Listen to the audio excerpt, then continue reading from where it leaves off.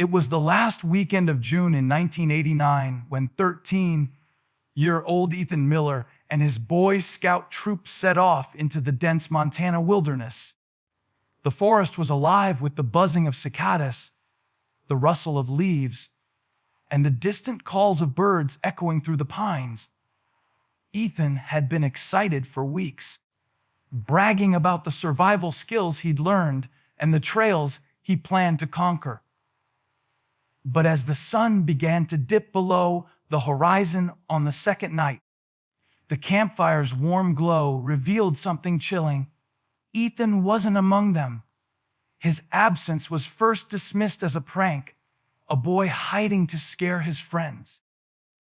But as the hours stretched on and calls through the trees went unanswered, a creeping sense of dread settled over the troop leaders.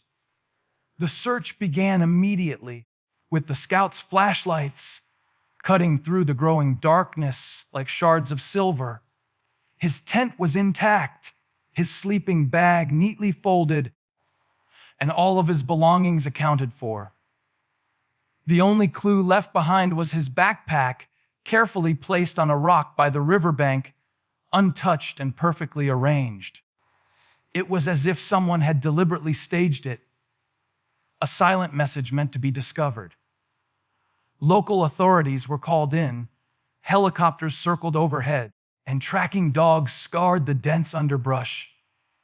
Every footprint, broken branch, and disturbed patch of soil was meticulously examined. But the trail abruptly ended, swallowed by the forest, as if Ethan had vanished into thin air. As night fell, a heavy fog rolled in, twisting the familiar paths into something unrecognizable. Camp counselors and searchers felt the air grow colder, heavier, as if the forest itself was holding its breath. Shadows danced between the trees in ways that didn't make sense, and distant, unidentifiable noises sent shivers down the spines of even the most experienced trackers. By the third day, exhausted and desperate, the search teams expanded their perimeter, bringing in more volunteers and even neighboring towns. Despite their efforts, they found nothing. Not a footprint beyond the riverbank, not a whisper of a sound, not even a clue to explain the eerie disappearance of a boy who had entered the forest with nothing but a backpack and a sleeping bag. Even after weeks turned into months, and months into years, the small Montana town never forgot Ethan Miller. His bedroom remained frozen in time, a silent shrine to a boy who vanished without a trace. Posters and missing person flyers were plastered on every streetlight, every bulletin board, and even in local diners, fading only slowly under the Montana sun. Parents warned their children to stay on trails. Neighbors whispered about strange sightings in the forest, and the local sheriff's office kept a file thicker than most crime novels, yet every lead ended in dead ends. The woods had become something more than a forest. It was a presence, a dark, unknowable entity that seemed to swallow hope whole. Occasionally, stories surfaced, strangers claiming to have seen a boy who resembled Ethan in towns hundreds of miles away. Each account was fleeting, almost dreamlike, a boy standing at a bus stop, wandering along a deserted highway, or knocking on a stranger's door asking for food. Yet when authorities tried to follow up, the trails always disappeared, leaving nothing but fleeting memories and shaken witnesses. Every sighting fueled a mix of hope and fear among the townspeople, as though Ethan's presence was both a promise and a warning. The longer he remained missing, the more his absence took on a strange, almost supernatural weight, a silent question that no one could answer. By 2001, 12 years after he disappeared, Ethan was officially declared dead, but the town never truly let him go. His parents aged in quiet torment, refusing to move or even redecorate the room that remained untouched. Neighbors avoided the forest edges at night, claiming that sometimes, if you listened closely, you could hear the faint sound of a boy's laughter. Or was it crying? Carried on the Montana wind, the forest became a place of myth and cautionary tales, a warning to any child who dared wander too far. And then, just when the town had almost accepted the loss, a man appeared at the sheriff's office. It was a chilly morning in 2001 when a man walked into the small town sheriff's office, carrying the weight of 12 years in his eyes. At first, no one recognized him. He was older, thinner, and pale, with haunted eyes that seemed to hold 1,000 unspoken horrors. The man's voice trembled as he spoke, almost too soft to hear. "My name is Ethan Miller. I was taken in 1989. For a moment, the room froze. Officers exchanged glances, unsure if they were facing a clever imposter or a miracle that defied reason. When his fingerprints and DNA were run against the old files, there was no doubt. It was him. Ethan Miller had returned. The first questions came in a flood, each more desperate than the last. Where had he been? Who had taken him? Why had he disappeared without a trace? Ethan's answers were slow, deliberate, and chilling. He spoke of being dragged from the campsite into a world that seemed carved from shadows, of a place where time didn't exist and the sun never touched him. He avoided specifics at first, but hints emerged. Strange underground corridors, locked doors, and the constant, unrelenting presence of a man who never revealed his face. Ethan's story was fragmented, like shards of a nightmare pieced together, leaving listeners hanging between disbelief and terror. Every detail Ethan shared made the town's blood run colder. He described the forest around his disappearance not as it was, but as a shifting labyrinth of stone and concrete hidden beneath the trees, with walls that seemed impossibly thick and tunnels that twisted in impossible directions. He spoke of other children, some older, some younger, who had vanished before him, never to return. And he revealed a chilling rule that had been hammered into his mind every single day for 12 years. If you leave, never tell them where you were. It was this rule that seemed to cling to him even now, as he hesitated with every word, looking over his shoulder as if the shadows of his captor were still right behind him. Ethan described the place he had been held as something out of a nightmare. It wasn't just a forest. Beneath the pines and moss, covered ground lay a hidden structure, a concrete labyrinth carved into the earth decades earlier. There were no windows, no clocks, no hint of the outside world. The only light came from flickering bulbs that hung from the ceiling, their dim glow casting shadows that twisted like living things. Every corridor smelled of damp concrete and metal, and the air was heavy, almost suffocating. The walls seemed to absorb sound, so that even a whisper echoed like a scream.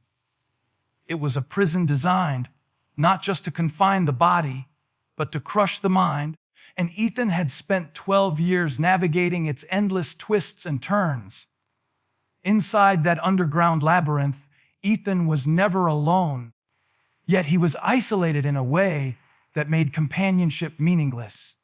He spoke of other children, some barely older than he had been when he was taken, who were brought in one by one and taught to obey rules that defied understanding. Their voices were soft, almost broken, and over the years, many simply disappeared without explanation. The man who held them, the one Ethan never saw fully, moved like a shadow, always watching, always present, yet never speaking beyond the orders that became burned into Ethan's memory. There was a ritualistic precision to the place mealtimes, lessons, punishments, and sleep, all controlled to strip away individuality and will. Escape was unthinkable, the thought itself punishable. What haunted Ethan most was the way time seemed meaningless in that underground prison. Days blurred into nights, months became years without the sun to mark their passing.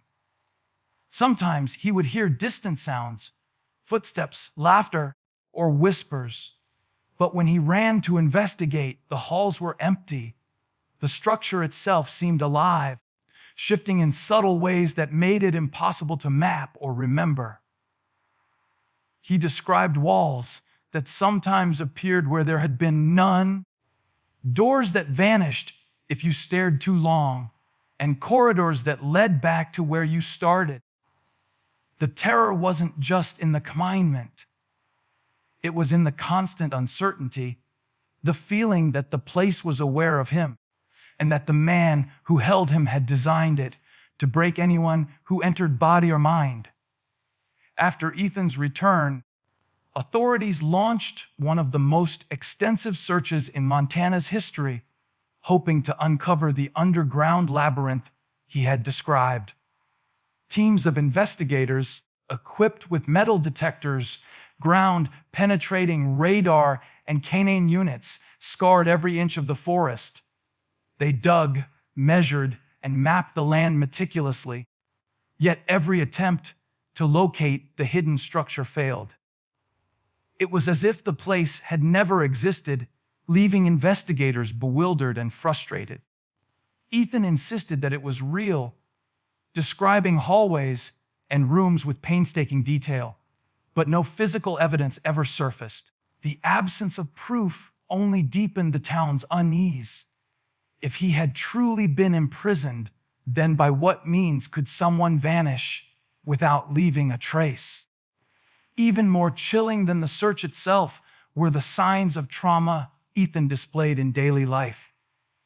He slept with lights on, jumped at the slightest noise, and refused to step near wooded areas. At night, he would whisper fragments of the rules that had governed his captivity, his voice trembling as if the man who took him could still hear him from the shadows. Friends and family reported glimpses of him staring blankly into corners, muttering under his breath, or tracing invisible patterns on walls as though trying to remember the layout of a place no one else could see.